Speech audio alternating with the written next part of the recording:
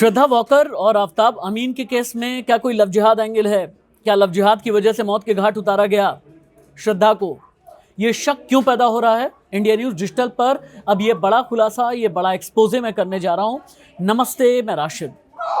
जानते हैं आप, श्रद्धा के पिता ने लव जिहाद एंगल से भी तफ्तीश यानी पड़ताल करने की अपील की है। श्रद्धा के पिता को ये लगता है कि श्रद्धा एक हिंदू लड़की और आफताब एक मुसलमान लड़का।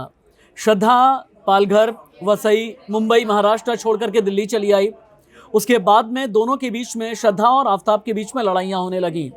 पिता को शक यह है कि कहीं ऐसा तो नहीं कि श्रद्धा का धर्म परिवर्तन जबरन कराने की कोशिश की जा रही थी। कहीं ऐसा तो नहीं कि आफताब अपना धर्म श्रद्धा के ऊपर थोप रहा था। कहीं ऐसा तो नहीं कि आफताब ये चाहता था कि धर्म परिवर्तित करके शादी होनी चाहिए।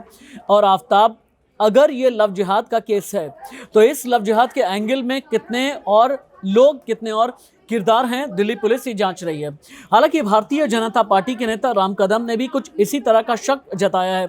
लेकिन अगर ये लव जिहाद है तो सवाल बड़ा ये है कि दिल्ली में लव जिहाद के बारे में कितने लोग जानते थे?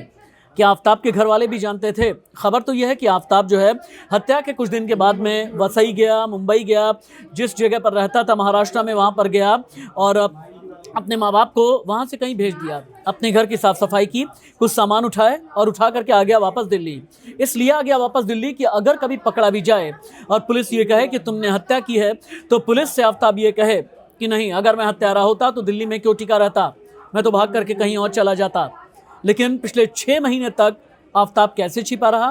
पिछले 6 महीने तक आफताब कैसे बचा रहा? और क्या आफताब ने लव जिहाद किया है? और लव जिहाद किया है तो फिर धर्म परिवर्तन का कोई एंगल है क्या? और लव जिहाद में कितने साजिश के सूत्रधार हैं, कितने विलन हैं? दिल्ली पुलिस इस एंगल से भी यकीनन आगे तलाश करेगी। लव जिहाद में जितने एंगल निकल करके आएंगे, इंडिया न्यूज़ डिजिटल आपको आगे बताता रहेगा।